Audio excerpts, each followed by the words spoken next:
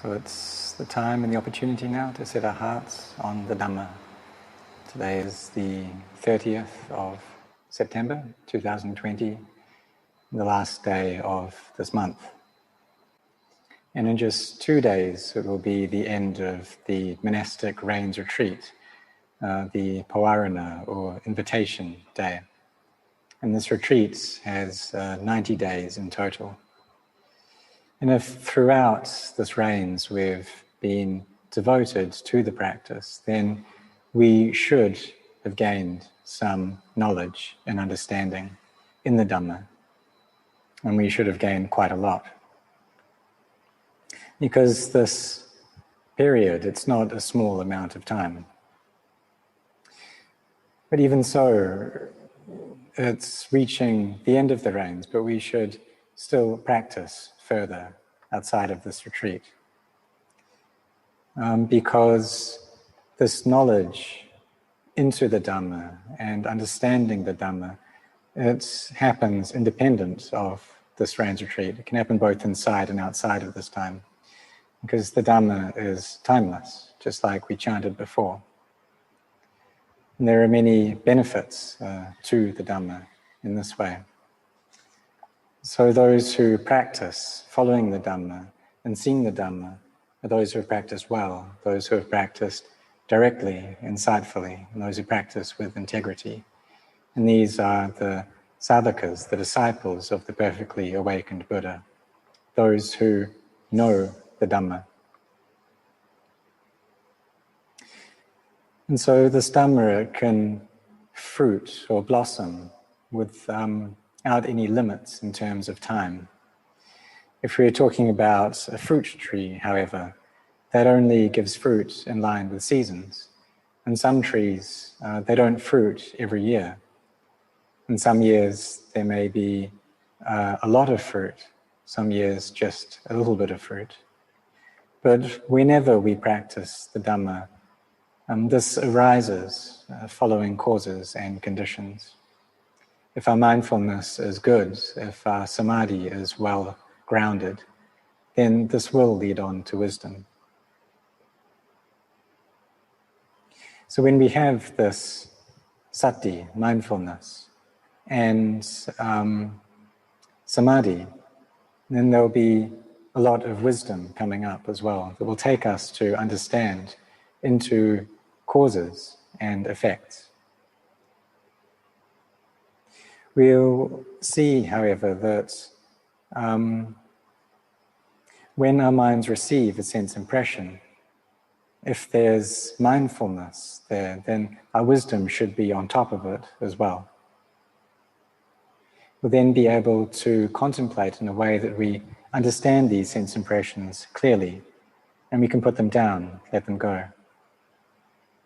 But sometimes we have to teach our minds as well, and say to them, this thing, it's inconstant, yeah? It's unstable, it won't last. This is just a collection of elements. It's just earth, water, fire, and air. It's not self, yeah? Then our minds, they can understand in this way. They can accept that truth. And it can be easy. We may not have to do much instruction. So Luang Por, he taught this way, and he said he taught in a way that's very clear. But sometimes we do have to instruct our minds even more, because they may not be able to accept just that little bit of teaching. So we have to contemplate even more until we can reach a point of wisdom. So we need to try and put in our efforts in this practice, and to cut off any doubts and any hesitation towards this path. Because we may ask ourselves, well, how should we practice? How is it that I'm going to attain samadhi? How do I practice to get wisdom? Because we can want to see the Dhamma so much.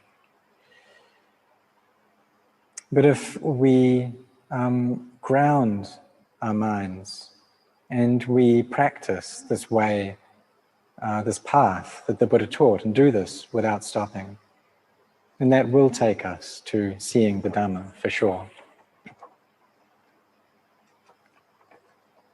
There may be doubts arising, and that's just natural for them to come up, but we need to have our awareness to stay abreast of them, to be on top of them.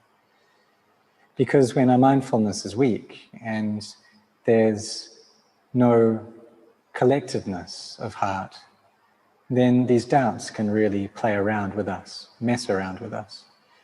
And they can make the mind really dark and gloomy. And it's like we're in a forest and we can't find a way out. So there can be a lot of delusion present in the mind, lost with these sense impressions. So when our mind is deluded, how do we instruct them? How can they learn? There needs to be this knowing nature, the one who knows, coming up as well. We need to build this one who knows. In order for wisdom to arise. We also put our efforts into cultivating mindfulness, this sati, recollection, and sampajanya, this clear all-round knowing, and make these qualities continuous, always present. And also really try at this practice. So when we're walking, when we're sitting, or maybe we're doing some work, maybe we're chanting, then we always are instructing ourselves and coming back, reminding ourselves, teaching ourselves constantly. And when we can always remind ourselves of this practice and always have our energy there, then the mindfulness will increase and develop. Our samadhi will become more and more well-grounded. Even though it's difficult in the beginning, as we practice, the samadhi becomes better. Maybe it starts off as Kanaka samadhi, this small or minor form of samadhi, but that's already good. We may listen to the Dhamma or be with our meditation object, and the mind feels very peaceful. It fills up with joy. And this is something praiseworthy. But we also need to take care as well, to still cultivate these qualities. Because there are times when mindfulness and samadhi is absent from the heart, and then the kilesas can really have a big impact on the mind.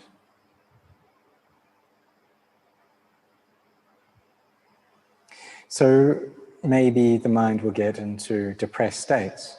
Maybe it'll just be all scattered all over the place. And we won't have any control over what's going on because our mindfulness is too weak. So we need to take a lot of care. And what do we do at that point? Or whatever works, whatever method we can use to cultivate good qualities. Maybe listen to a lot of Dhamma, do chanting over and over and over again, or contemplate a lot. Whatever helps for us to regain control over our minds. In the beginning, we may need to do these practices for many hours and always be restraining the mind, not letting it just follow the emotions it feels.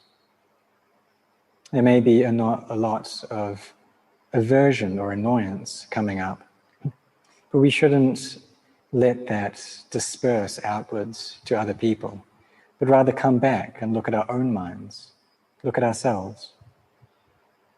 See that the reason we're suffering is because our minds are devoid of wisdom. They still have clinging and attachment, so we shouldn't blame others.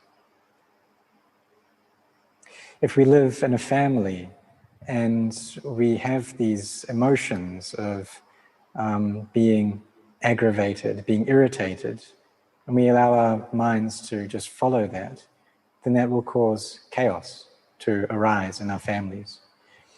Or if we're in society and we do that, then our societies will be unsettled. So for us to come and bring our minds to peace, and just do this as one person, that brings benefit not only to ourselves, but to all of those around us. And when we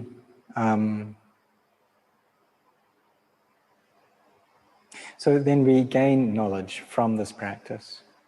But in the beginning, it requires great forbearance. We really have to bear with everything. And this quality of patient endurance is something we really have to bring up very strongly. Because even though sometimes mindfulness and wisdom is present, it's not always there. Maybe when we're doing formal meditation practice, we can keep these qualities with us. But when we get out of that formal meditation and we meet with whatever sense impression it is, and there can be a lot of unskillful reactions to that. The mind just gets averse towards our experiences, and there can be no loving kindness there. Maybe we get really angry with other people. We try to spread metta towards them, but as soon as we see them, all that metta just disappears.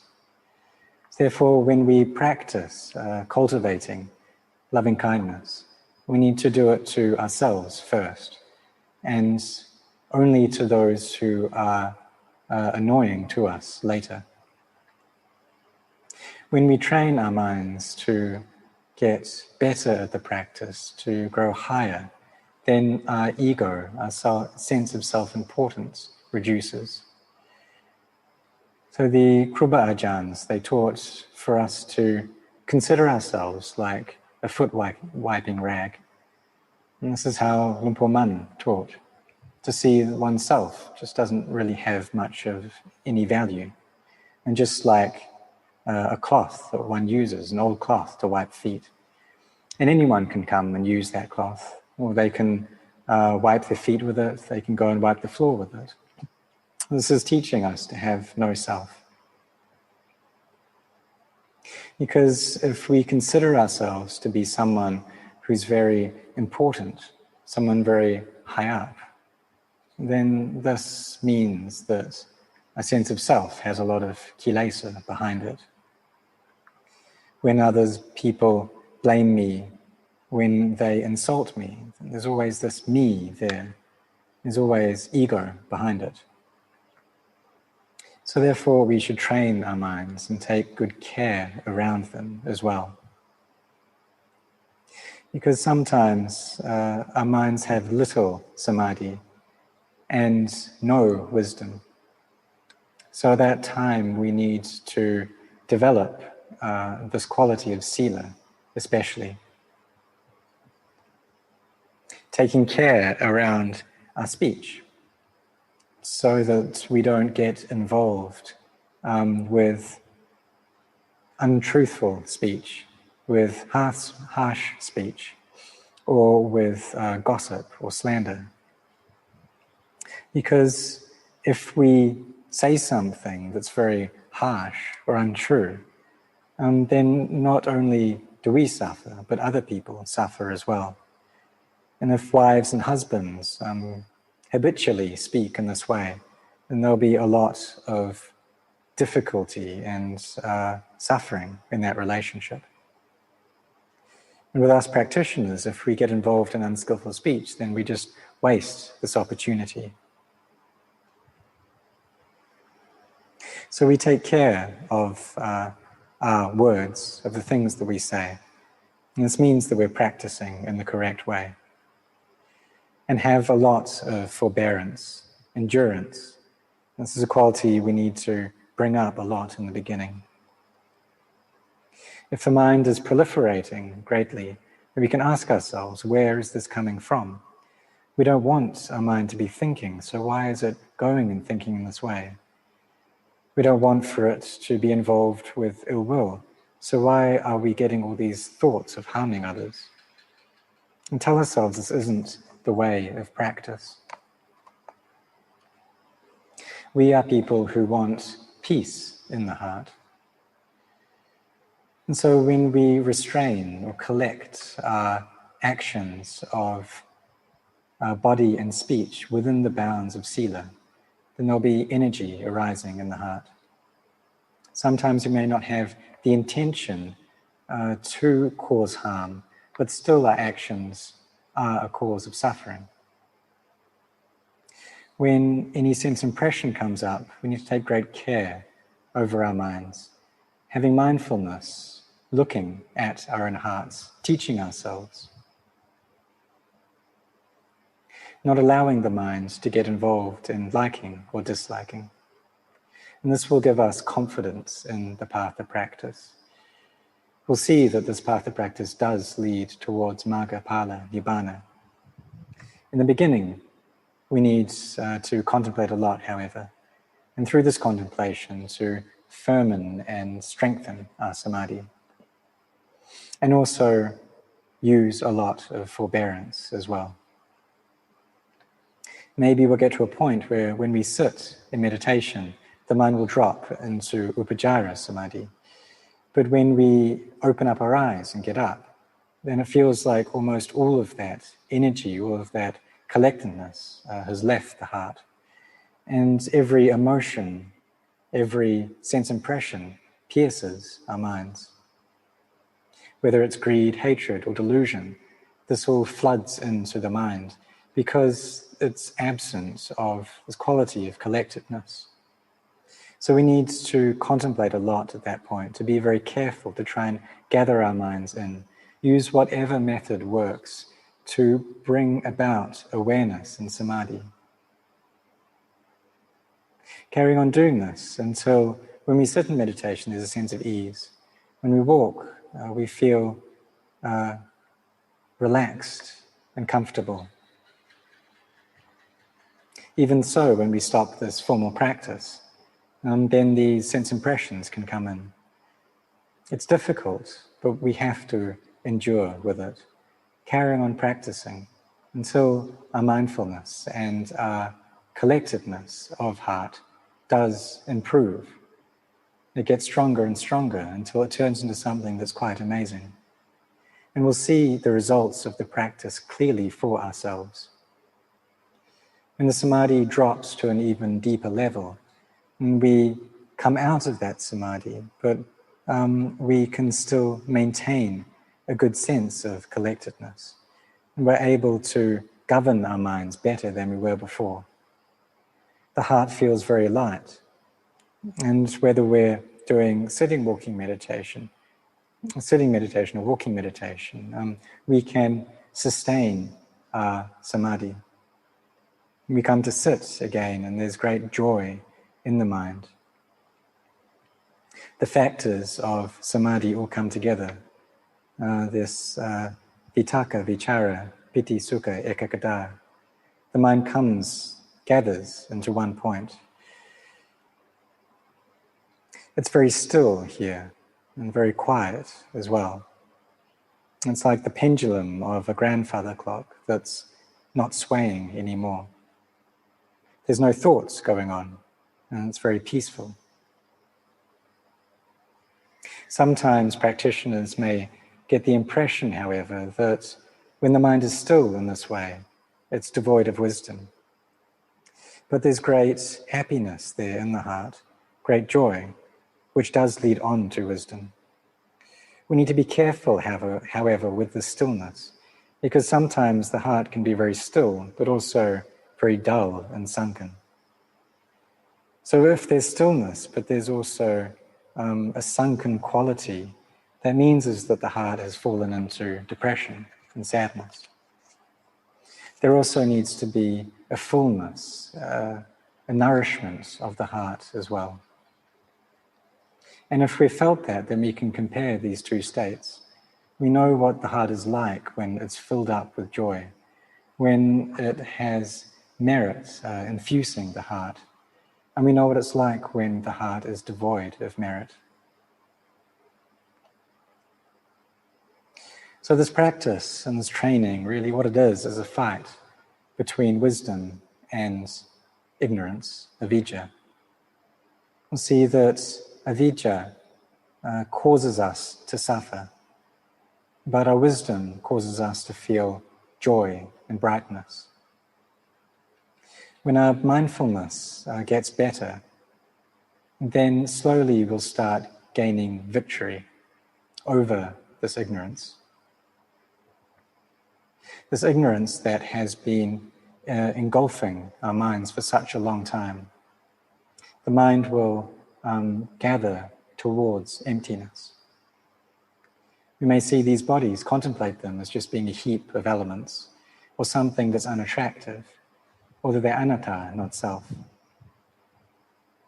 And the mind really fills up with brightness and with joy through seeing this emptiness.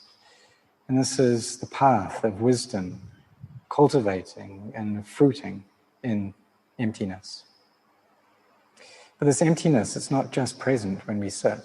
We can also contemplate in this way when we're walking or standing as well.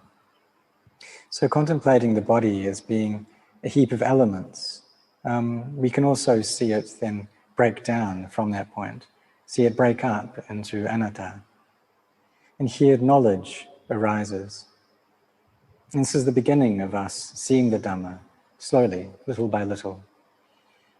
And this strong faith also arises, but it's a faith that comes from wisdom.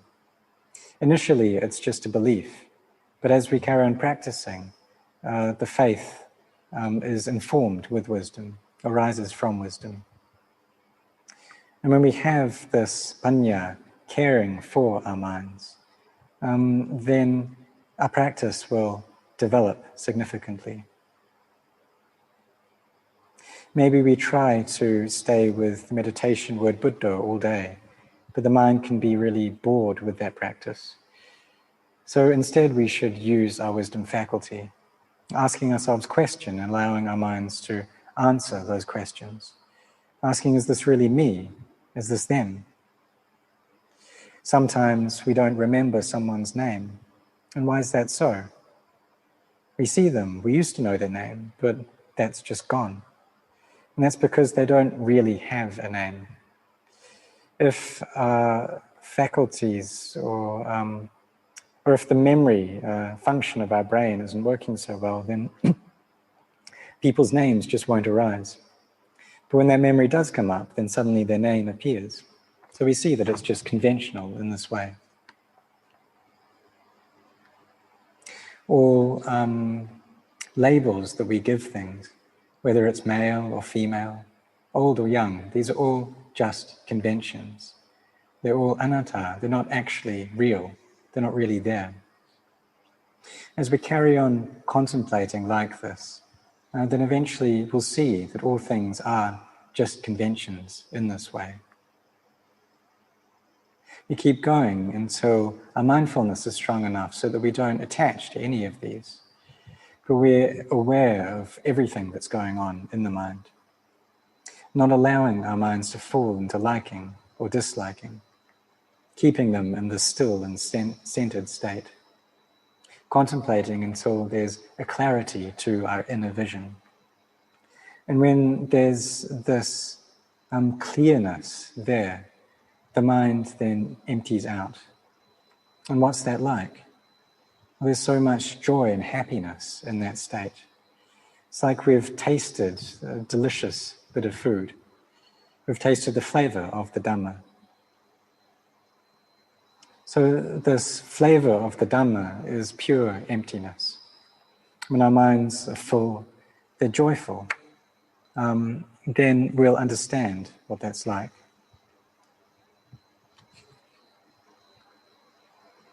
Sometimes we can restrain our minds and have them into a collected state, and then they'll see everything as being empty. Joy arises, there's a fullness in the heart, and this can come up for 3 days and 3 nights. And maybe we know what it's like for there to be joy flooding the heart for just 30 minutes while we're listening to a Dhamma talk, for instance. We may know what that's like. So then you can just imagine what it could be like for the heart to be full of rapture for 3 whole days and 3 nights. But that's what happens when we see the Dhamma. And we see that there's a great value of the Dhamma. Nothing can compare to it. So we say it's appamano Buddho, appamano Dhammo, appamano Sangho. The Buddha is limitless, the Dhamma is limitless, the Sangha is limitless. And we'll say sadhu, pay our highest respects to the Dhamma of the Buddha. Say sadhu to the Dhamma, this truth, and sadhu to the Sangha. And it's all, these are all very amazing things. We'll have gained true knowledge in our own hearts. So we should come and look for ourselves, try and find our own minds. And it's something that bears incredible importance for us. In order to do this, we need to practice this path every day. So we should try to carry on in this way continuously, going without stop. And if we do that, we'll have to see the Dhamma clearly in this very life.